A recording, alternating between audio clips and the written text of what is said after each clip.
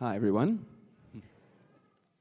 Um, so, look, I could be talking for hours and hours and hours if I have to talk about everything that God has done in our lives in the past couple of years. So, we had to do like a very abbreviated version of this. Just a little bit of quick background. I've known a lot of you for most of my life. We started coming to DBC, I think it was 1996. And then Meghan and I started coming together as a family when Meghan was pregnant with Scott, our oldest one. That was about 2016. The testimony that we're going to be talking about today picks up in around 2019. At the time, we were married. Little Scotty was 2 years old. I was working for a technology company that was doing custom LED lighting and screens, and Meg was working for a ticketing company. And we were living in a little one-bedroom cottage on a small holding out in Klipjewel, so it was a bit tight. We also had two very big dogs who took up most of the house. Then during 2019, the company I was working for started struggling and work was getting quieter. We managed to get quite a big project to redo the house lighting for Carnival City. And the company that we did the job for then decided to buy our company. And they took us over with lock, stock, and two smoking barrels, as they say, with staff, with machinery, with everything. And this was it. All the years of hard work, we had arrived. This group that we got bought over, it was double my salary with benefits, pension, medical aid, absolutely everything we ever wanted. We were able to move into a 3-bedroom house in Durbanville, and this was it. So we moved in the November of 2019. We all know what happened in 2020. So when COVID hit, the day that lockdown was announced, we were all told, because the core business of the group that I was working for was live events. So, of course, overnight, they lost an inordinate amount of money. We were all immediately cut to 20% salary, which was not even enough to cover our rent. Meghan was fortunately able to work from home at full salary and full benefits. Her company was very good to her during that time. But Meghan's salary was also substantially less than what mine was. We reached out to the landlords and they said, sorry, your rent is your rent.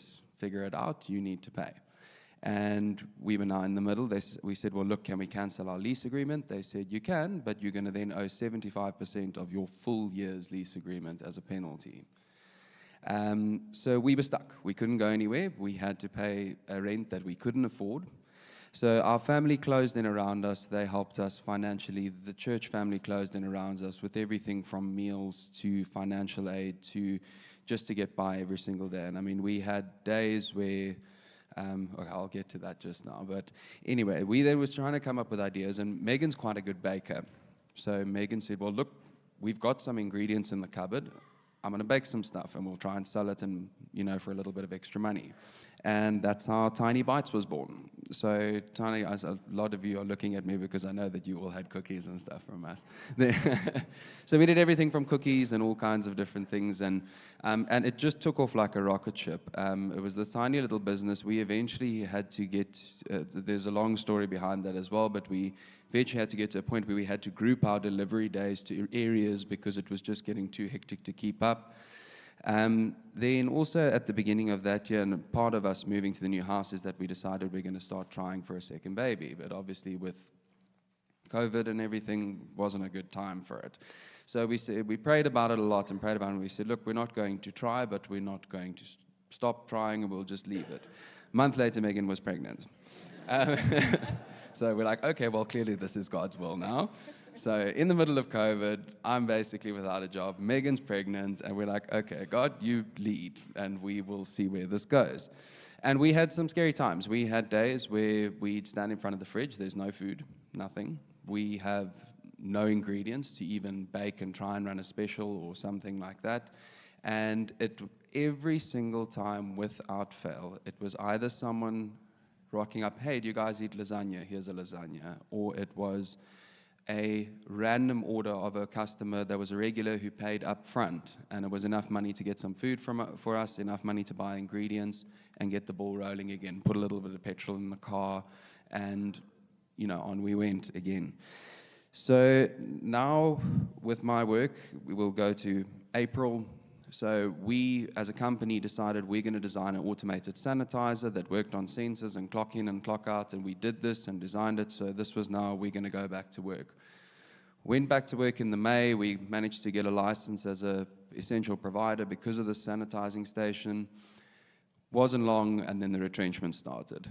And because our company was bought over last, we were the last in, so all of us got laid off. So now I was completely without work, no source of income, no TERS, no absolutely nothing, trying to claim UIF, in between trying to run this business as well and try and get things off the ground.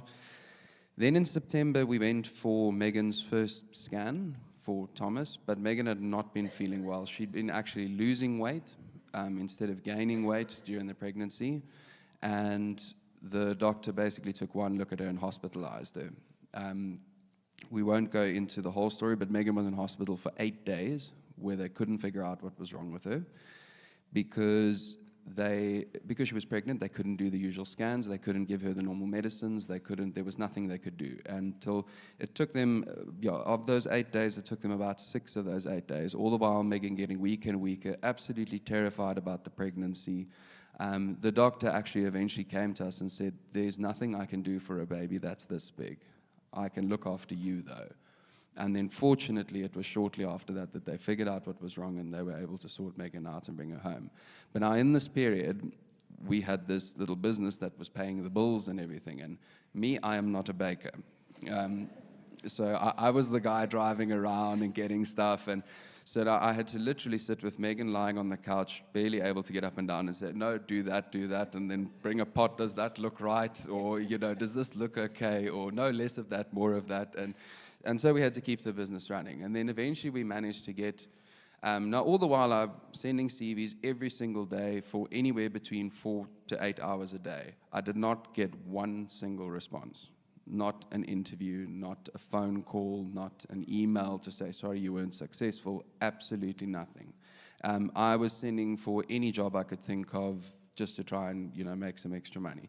So again, God was making it pretty clear that we needed to bake cookies.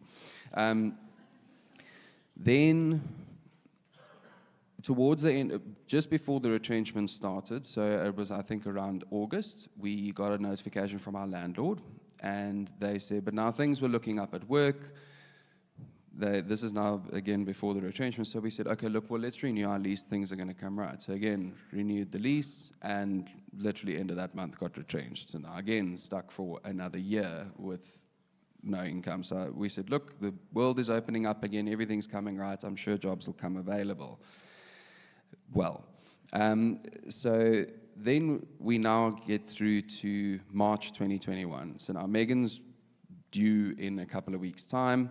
I still don't have a job, still doing just cookies and things like that, which was, we literally made enough every month to provide for exactly what we needed every month. There was always just enough food, just enough petrol, just enough this, just enough that. It was, God's provision is, it's incredible. It's exactly as it says in the Bible. It's what you need. And there's a verse I actually forgot I wanted to read right at the beginning, and it's a verse that my mom gave to me when many, many years ago. I think I might have still been a teenager. I'm sure a lot of you know it. Jeremiah 29:11. For I know the plans I have for you, declares the Lord. Plans to prosper you and not to harm you. Plans to give you a hope and a future. And this is a verse we hung on to as a family over and over again, especially when we didn't quite understand. We had to just keep going back because God's plan is to prosper you, not to harm you. So what we are going through now is to prosper us. We just don't see it yet. So then eventually during March 2021, I got a job at a call center for a travel agency, of all things. And I remember driving to this job interview. It's in Westlake. So it's 1,000,000 miles away, and I remember driving to this job interview and saying to in the car, God, I really don't want to do this. Like, if there is anything else, like if this is where you want me, I'm going to go into this interview, I'm going to put on my best smile, and I'm going to put my best foot forward and see what happens. But if there's any way, please find me something else, because this sounds like a nightmare. And also while driving there and seeing just how far it was. So anyway, I went into the interview, it was very pleasant and friendly. I hadn't even gotten on the M3 and I got an email with the job offer. And said, can you start tomorrow? So I phoned Meghan, I said, listen, we're going to have to rearrange some cookie orders because I'm starting tomorrow at this job. And they took me on with the knowledge that Meghan was about to give birth and that she was due at the end of March. And they said, not a problem, and gave me 2 weeks paid paternity leave to go and look after Meghan and to look after little Thomas when he was born. Thomas was then born after Meghan laboring for 16 hours, 18 hours. Eventually had a C-section after 18 hours. And Thomas was born with fluid on his lungs and rushed straight to the NICU. Now, with it being COVID, it's normal rules don't apply, and we weren't even allowed to touch him. Meghan held Thomas for the first time 2 days after he was born. So obviously a very difficult time, especially after the complicated pregnancy and sickness and everything we've been through now. We couldn't even hold the little baby. Then we eventually were able to take Thomas home and go back. We unfortunately did have to say goodbye to Tiny Bites, because with me working and Meghan working still Meghan was on a maternity leave then, but it was too complicated with the new baby. So God was now providing for us in another way. In the same breath, with COVID and everything that happened, the ticketing company that Meghan was working for, they were trying to do online events and things like that, but we could see the writing on the wall that it was getting quieter and quieter. So we were very, very grateful that I now had an opportunity to bring in some more income into the house. And the call center job was good for us in the sense it was a largely commission-based job, but somehow I made enough every month for us to get by, make ends meet, and we were paying our bills, we were paying our rent, and ticking over. However, obviously with Meghan's hospitalization and all that kind of thing, medical bills, lots of medical bills with specialists and all kinds of things, and the medical aid only covers so far. So these bills started racking up. Then Thomas started getting sick. Then it was flu, then it was RSV, then it was this, and he was in and out of hospital constantly. We at one stage had a weekend where he got discharged on the Friday and we were back on the Sunday. So by the time it got to the June, July of the following year, Thomas was in hospital again, and I said to Meghan, please talk to the pediatrician, something is wrong. Please check his immune system. We've had another baby. This is not normal for a child to be sick this often. They then agreed to run the test, and it turned out that Thomas has an IgA deficiency. So for those of you who don't know what that is, an IgA deficiency basically means he has an immune system, but it's very weak.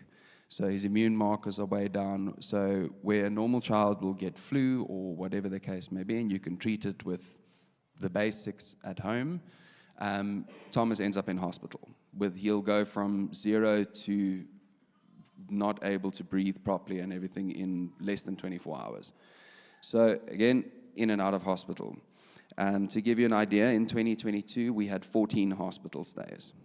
And every single one of them involved specialists. Every single one of them involved pediatricians, physio, all that kind of thing, and we're only on a hospital plan.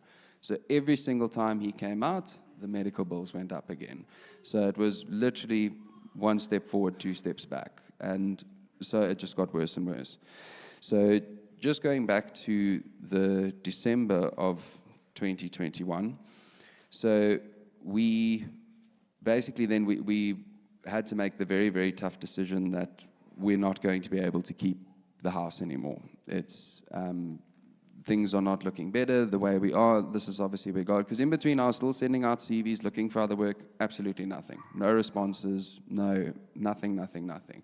So God was making it very clear this is where he wanted me right now. So we eventually, with a lot of tears, typed up an email and said that we're not going to be continuing our lease and we'll be moving out. Then the question was, where do we go? What do we do? I'm only recently employed. We don't know what's happening with Meghan's work. Meghan had, however, been moved over to assist with a different department within the financial services department at her work. So there was a little bit of promise there, but there was still no permanent new offer or anything like that.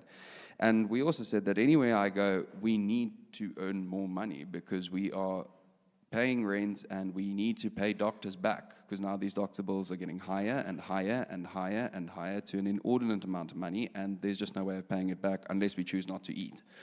So my mother and Mark then very generously, they had a section at their home where there's a single garage with a laundry room at the back, and they completely renovated it into a bathroom and kitchen.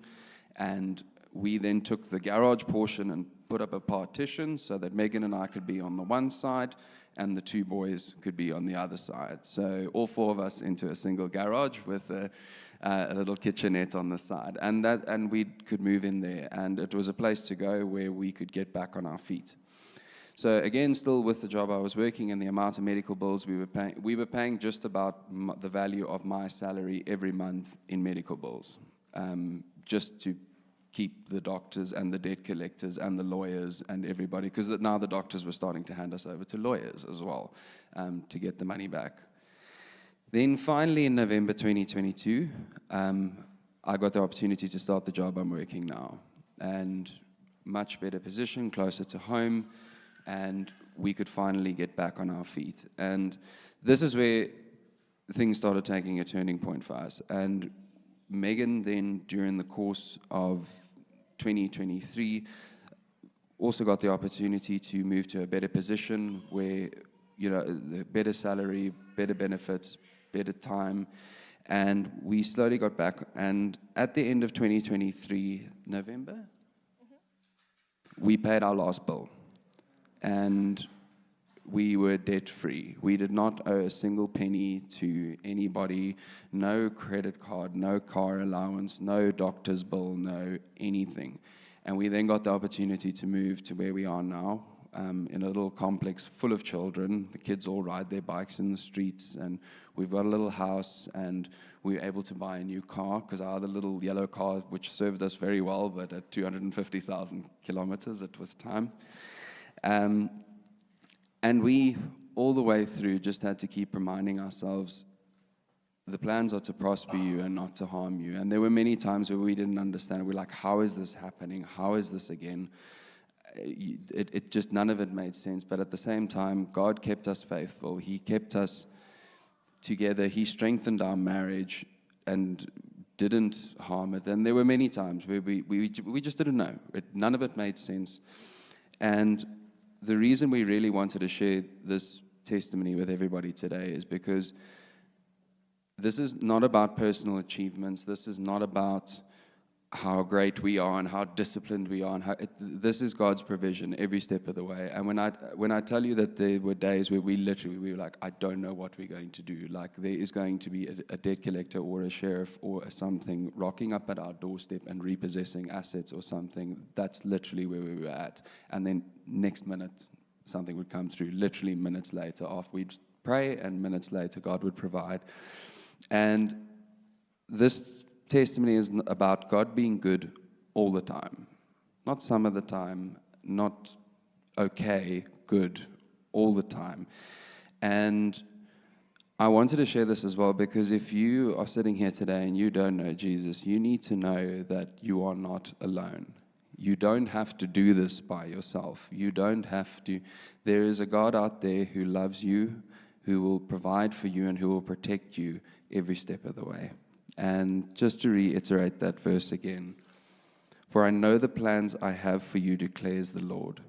Plans to prosper you and not to harm you.